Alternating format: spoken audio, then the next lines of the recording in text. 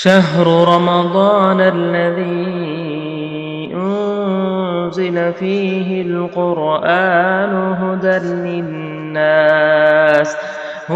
للناس وبينات من الهدى والفرقان. بسم اللہ الرحمن الرحیم الحمد للہ رب العالمین وبک نستعین سبحانک لا علم لنا الا ما علمتنا انک انت العلیم الحکیم قال اللہ عز وجل فاما الیتیم فلا تقہر۔ محترم حضرات، عزیز نوجوان دوستو، قابل احترام میری اسلامی ماؤں اور بہنوں، انشاءاللہ آج ہم جس موضوع سے متعلق گفتگو کریں گے وہ ہے یتیموں کے حقوق۔ یتیم کس کو کہتے ہیں؟ آج ہمارے معاشرے میں کئی یتیم بچے، یتیم بچیاں موجود ہیں، تو یتیم کس کو کہیں گے؟ یتیم اس بچے کو کہتے ہیں جو بلوغت سے پہلے والدین یا والدین میں سے کسی ایک کی محبت یا شفقت سے محروم ہو چکا ہو۔ شرط ہے کہ بلوغت سے پہلے جو بچہ ہوگا، بچہ ہو کہ بچی ہو، اس کو یتیم کہیں گے۔ اللہ کے نبی صلی اللہ علیہ وسلم کی آپ زندگی دیکھیں، آپ کی بچپن کی زندگی یتیمی کی زندگی تھی۔ اللہ کے نبی صلی اللہ علیہ وسلم ابھی ماں کے پیٹ ہی میں تھے، 6 مہینے کے تھے، باپ کا انتقال ہو چکا تھا، اور اللہ کے نبی کی والدہ، آپ کی عمر 6 سال کی تھی، آپ کی والدہ کا انتقال ہو چکا تھا۔ آپ صلی اللہ علیہ وسلم جب 8 سال کے ہوئے تو آپ کے دادا کا بھی انتقال ہو گیا۔ گویا کہ آپ صلی اللہ علیہ وسلم کی جو بھی کفالت کرنے والے تھے، ماں ہو، باپ ہو، دادا ہو، سب کی وفات ہو چکی تھی۔ آخر کار عبد المطلب نے، آپ صلی اللہ علیہ وسلم کے دادا نے، اپنے ایک بیٹے یعنی اللہ کے نبی صلی اللہ علیہ وسلم کے چچا ابو طالب کو یہ وصیت کرتے ہیں۔ کیا وصیت کرتے ہیں؟ کہ تم میرے پوتے یعنی محمد صلی اللہ علیہ وسلم کی کفالت کرنا، ان کی دیکھ بھال کرنا۔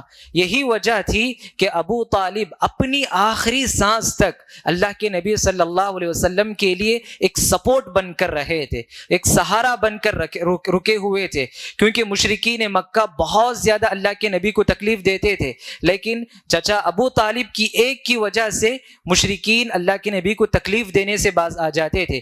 گویا کہ اللہ کے نبی کی بچپن سے لے کر آپ صلی اللہ علیہ وسلم کی عمر جب 50 سال کی ہوئی، اس وقت چچا کا انتقال ہوا تھا، تو گویا 50 سال تک چچا ان کے لیے سپورٹ بن کر رہے، سہارا بن کر رہے۔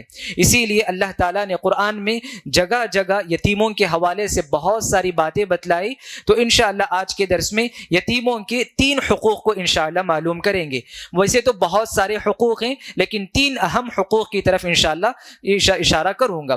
سب سے پہلا حق یہ ہے کہ یتیم بچے، چونکہ یہ لوگ ماں باپ کی شفقت سے، ماں باپ کی محبت سے محروم ہو جاتے، اس لیے یتیم بچوں سے نرم لہجے میں بات کریں، یتیم بچوں کو محبت کی نگاہوں سے دیکھیں، کیونکہ ان کو ماں باپ کی محبت تو نہیں ملی، اس لیے جو بھی یتیم بچہ ہمیں ملے گا، ہمیں چاہیے کہ اس سے اچھے انداز میں بات کرے، نرم لہجے میں بات کرے۔ اسی لیے اللہ تعالیٰ نے خصوصاً پیارے نبی صلی اللہ علیہ وسلم سے خطاب کرتے ہوئے کہا فَأَمَّا الْيَتِيمَ فَلَا تَقْهَرْ، اے محمد آپ یتیموں پر سختی مت کرو، یتیم پر سختی نہ کرو، اور یتیموں کو یہ احساس نہ دلائیں کہ آپ کے والد انتقال ہو چکے، آپ کی والدہ انتقال ہو چکی، یعنی ان سے اس طرح محبت کے ساتھ پیش آئے کہ ان کو یہ احساس تک نہ ہو کہ ہمارے والدین نہیں ہیں۔ تو اس انداز میں یتیموں کے ساتھ پیش آنے کا اسلام ہمیں حکم دیتا ہے۔ اور اسی لیے کیوں جانتے آپ یتیموں کو اس قدر احترام کے ساتھ بات کرنے کا حکم دیا گیا؟ عرب میں رواج تھا جاہلیت میں کہ جاہلیت میں یتیموں کے ساتھ بڑی بدسلوکی کرتے تھے، اور یتیموں کی کوئی عزت ہی نہیں تھی۔ اسی لیے اللہ نے قرآن میں جگہ جگہ کہا کلا بل لا تکرمون الیتیم، تم تو یتیموں کی تکریم نہیں کرتے، عزت نہیں کرتے۔ پھر اس کے بعد سورۃ الماعون میں ہم پڑھتے ہیں ارأیت الذی یکذب بالدین فذلک الذی یدع الیتیم، یعنی یتیموں کو دھتکارتے تھے یہ لوگ۔ تو یہ عرب کا ماحول ایسا تھا۔ آج بھی دیکھیں آپ، آج کا ماحول کیسا ہے یتیموں کے ساتھ؟ اگر کسی خاندان میں یتیم بچہ ہے یا یتیم بچی ہے گھر کی پوری خدمت اسی سے لے لیا جاتا ہے، اور یتیم بچے ہیں تو انہیں بات بات میں جھڑک دیا جاتا ہے. کیوں؟ اس لیے کہ ان کو ایک سہارا نہیں ہے، ایک محبت دینے والی ذات کوئی نہیں ہے ان کے پاس. اسی لیے آج کے ماحول میں بھی یتیموں کے ساتھ ایسا برتاؤ کیا جاتا ہے. اسی لیے اللہ کے نبی صلی اللہ علیہ وسلم نے کہا خیر بیت من بیوت المسلمین، مسلمانوں کے گھروں میں سب سے بہترین گھر وہ ہے فیہ یتیم یحسن الیہ، جس گھر میں یتیم بچہ ہو اور اس کے ساتھ اچھا سلوک کیا جائے. یہ بہترین مسلمان کا گھر اللہ کے نبی نے کہا. ٹھیک ہے، چلے دوسرا حق کیا ہے یتیموں کے حقوق میں؟ دوسرا حق ہے کہ یتیموں کی دیکھ بھال، یتیموں کی کفالت، یتیموں کی مالی مدد کرنا ہے. یتیموں کی مالی مدد کرنا، یتیموں کی دیکھ بھال کرنا یہ کوئی آسان کام نہیں ہے. کیوں؟ یہ کوئی چند مہینے کا کام نہیں، چند سالوں کا کام نہیں ہے، بلکہ اس کے لیے ایک طویل عرصہ چاہیے. یتیم بچہ جب ہوش میں نہیں رہتا ہے اس وقت سے لے کر ہوش سنبھالنے تک، وہ اپنے پیروں پر کھڑے ہونے تک آپ اگر اس کی کفالت کریں گے، اگر آپ اس کی تربیت کریں گے تو بدلہ بھی اسی قدر ملے گا آپ کو. سبحان اللہ. اللہ کے نبی صلی اللہ علیہ وسلم کی حدیث سنے. اللہ کے نبی نے کہا انا وکافل الیتیم فی الجنت کہاتین، میں اور یتیم کی کفالت کرنے والا جنت میں اس طرح ہوں گے. اللہ کے نبی ان دونوں انگلیوں کو ملا کر صحابہ سے بتایا کہ یہ دو انگلی جس قدر قریب قریب ہے نا، اسی قدر قریب میں اور یتیم کی کفالت کرنے والے قیامت کے دن ہوں گے. یعنی جس قدر آپ محنت کریں گے اسی قدر کل قیامت کے دن اللہ کے نبی صلی اللہ علیہ وسلم کی رفاقت ہمیں ملے گی، اللہ کے نبی کی ساتھ ہمیں ملے گا.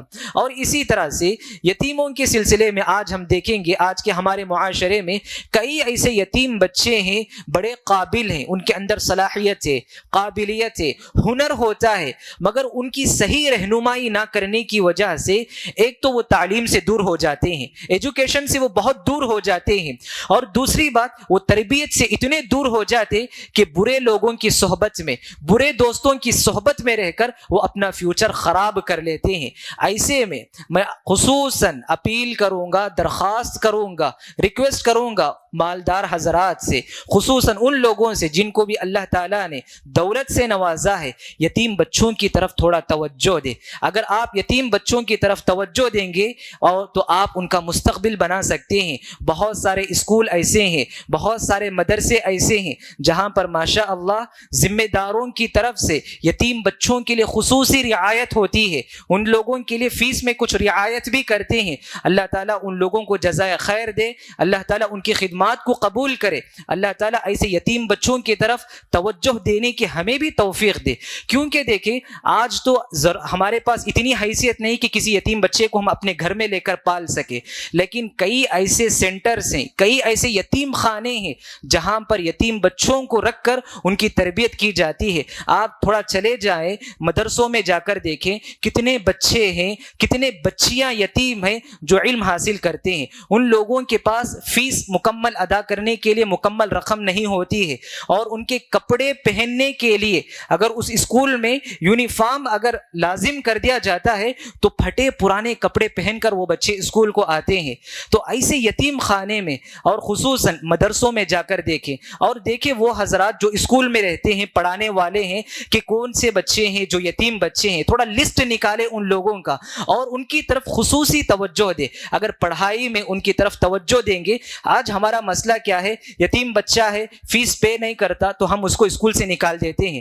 ہمارا اسکول اس لائق نہیں کہ آپ کا بچہ پڑھ سکے، تو اس لیے بچے کو نکال دیتے ہیں. تو دیکھیں دوستو، یہاں پر آپ بچے کو نکال کر بڑی غلطی کرتے ہیں. بچے کو آپ نکالیں گے تو آپ اس کا فیوچر برباد کرتے ہیں.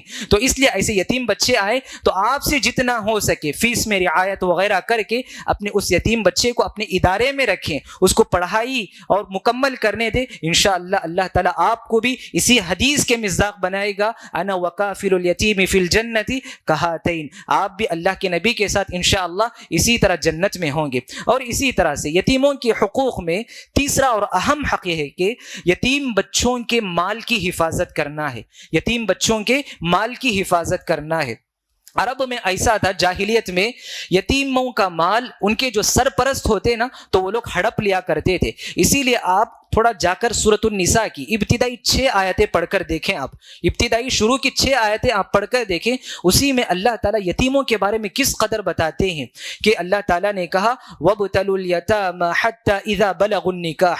یتیم بچے بچپن میں جب ان کے والدین انتقال کر جاتے ہیں، ان کا مال کچھ باقی رہ جاتا ہے، وراثت میں انہیں ملتا ہے، تو اس مال کو اپنے پاس رکھو. کب تک؟ جب وہ باشعور ہو جائیں گے، سمجھ ان کو آ جائے گی، تو جب آپ ان کے حوالے جا کر اس مال کو کر دو. اور اسی طرح بعض آیتوں میں اللہ تعالیٰ نے یہاں تک کہا یتیموں کا مال نہیں کھانا. اللہ نے نہیں کہا وَلَا تَقْرَبُوا مَالَ الْيَتِيمِ، یتیموں کے مال کے قریب بھی مت جاؤ. ہاں بعض لوگ سمجھیں گے کہ یتیم کا مال کھا لیے تو کیا ہو گیا، کون دیکھنے والا ہے، کون دیکھے یا نہ دیکھے، رب العالمین دیکھ رہا ہے. اللہ تعالیٰ نے کیا وعید سنائی یتیموں کے مال کھانے والوں کے سلسلے میں. سورۃ النساء کی آیت میں کہا ان الذین یأکلون اموال الیتامی ظلما انما یأکلون فی بطونہم نارا. جو لوگ ناحق طریقے سے یتیم بچوں کا مال کھاتے ہیں، حقیقت میں وہ مال نہیں کھاتے، حقیقت میں وہ لوگ اپنے پیٹ کو آگ سے بھرتے ہیں، اپنے پیٹ کو آگ سے بھرتے ہیں. اللہ اکبر. اس قدر وعید. صحابہ کے ایسے تھے کہ ان کے ہر گھر میں یتیم بچہ پلتا تھا. جب اس قدر وعید کی آیتیں نازل ہوئی، صحابہ پریشان ہو گئے. یتیم بچوں کے لیے کھانا الگ، پہننا الگ، سب کچھ الگ کر دیے تھے. کھانا ضائع ہونے لگا، صحابہ پریشان ہوئے، اللہ کے نبی سے پوچھنے لگے اللہ کے نبی ایسا معاملہ ہے، یتیم بچوں کی کفالت تو کرتے ہم، لیکن اس قدر وعید آئی کہ اگر ہم ان کا ایک پیسہ بھی کھا لیے تو اس وعید میں آ جائیں گے نا ہم. اللہ تعالیٰ نے قرآن میں سورۃ البقرہ میں آیت نازل کیا يَسْأَلُونَكَ عَنِ الْيَتَامَى. یہ لوگ آپ سے یتیموں کے بارے میں پوچھتے ہیں، تو اللہ تعالیٰ نے کہا فَإِخْوَانُكُمْ فِي الدِّينِ، وہ بھی تمہارے بھائی ہیں. ہاں اللہ تعالیٰ جانتا ہے، اللہ تعالیٰ واللہ یعلم المفسد من المصلح، کس کی نیت میں کھوٹ ہے، کون اچھے ارادے سے یتیم کی پرورش کرتا ہے، اللہ تعالیٰ جانتا ہے. پھر اس کے بعد صحابہ خوشی خوشی جاتے ہیں، جا کر پھر یتیم بچوں کی کفالت کرنا شروع کرتے ہیں. الغرض بتانے کا مقصد ہے کہ کسی خاندان میں اگر کوئی والدین میں سے کوئی ایک انتقال کر جاتے ہیں، ان کی وراثت میں کوئی مال بچے کے حق میں آتا ہے، تو ان کو چاہیے کہ اس مال کو، آج الحمدللہ بہت سارے جاننے والے ہیں، ان سے آپ مشورہ بھی کریں کہاں پر انویسٹ کر سکتے اور اس پیسے کو کیسے ہم استعمال کر سکتے. آپ دیکھیں زمین پہ آپ جا کر لگا دیجئے، آج اس کی ایک رقم ہوگی 4 لاکھ روپے. جب وہ بچہ بڑا ہوگا، بلوغت کی عمر کو پہنچے گا، جب وہ سمجھ رکھے گا، تو اس کی قیمت ہوگی 15 لاکھ 20 لاکھ روپے. تو سمجھو اس طرح سے انویسٹ کریں گے تو یہ یتیم کا مال کا صحیح مصرف ہوا. اس طرح سے ہم یتیموں کے مالوں کی حفاظت کرنے کی بہت سخت ضرورت ہے. دیکھیں سبحان اللہ کے نبی صلی اللہ علیہ وسلم کی تعلیمات ایسی تھی یتیموں کے سلسلے میں، صحابہ کے دل پتھر سے پتھر تھے. اسلام آنے سے پہلے پتھر سے بھی زیادہ سخت تھے، لیکن اللہ کے نبی نے ایسی تعلیمات بتائی یتیموں کے سلسلے میں، صحابہ کے دل موم سے بھی زیادہ نرم ہونے لگا. ہر صحابی کا گھر ایک یتیم خانہ بن گیا تھا. عبداللہ بن عمر رضی اللہ عنہ کہتے کہ جب بھی کوئی یتیم بچہ ان کے دسترخوان پر نہیں بیٹھتا، اس وقت تک وہ کھانا نہیں کھاتے تھے. عائشہ رضی اللہ عنہا خصوصاً اپنے خاندان میں انصار کی جو بھی بچے یتیم ہو جاتے ان کو اپنے گھر خوشی خوشی بلا کر لاتی تھی. تو اس طرح یتیم آج ہمارے معاشرے کا بڑا ہی کمزور طبقہ ہے. ان لوگوں کی طرف بھی ہمیں توجہ دینے کی بہت ضرورت ہے. اگر میرے اور آپ کے دل سخت ہو چکے ہیں تو ہمیں کیا کرنا چاہیے؟ ایک مرتبہ اللہ کے نبی صلی اللہ علیہ وسلم کے پاس ایک صحابی شکایت کرتے ہیں، اللہ کے نبی میرا دل بہت سخت ہو چکا ہے، کیا کروں میں؟ اللہ کے نبی نے کہا امسح رأس الیتیم، یتیم بچوں کے سر پر ہاتھ پھیرو، آپ کا دل نرم ہو جائے گا. آپ دیکھو کسی ایک یتیم بچے کی کچھ ضرورت کو پوری کر دو، آپ واقعتاً اپنے دل میں ایک نرمی کو محسوس کریں گے. الغرض یہ یتیموں کے کچھ حقوق تھے جو قرآن میں اور احادیث میں اللہ کے نبی صلی اللہ علیہ وسلم نے بتائے. 3 حقوق ہے.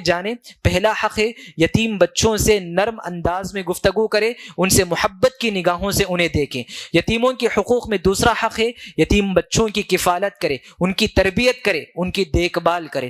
تیسرا اور اہم حق ہے کہ یتیم بچوں کے مال کی حفاظت کرے. یہ 3 حقوق ہیں جو آج ہمارے معاشرے میں اگر ہم اس کو ادا کریں گے تو انشاءاللہ یہ یتیم بچے کبھی بے سہارا نہیں ہوں گے، کبھی اپنے آپ کو تنہا محسوس نہیں کریں گے. انشاءاللہ دعا ہے اللہ اللہ رب العالمین سے کہ اللہ رب العالمین مجھ کہنے والے کو، آپ تمام سننے والوں کو یتیموں کے ان حقوق کو کما حقہ ادا کرنے کی توفیق عطا فرمائے، آمین۔ سبحان ربک رب العزت عما یصفون وسلام علی المرسلین والحمد للہ رب العالمین۔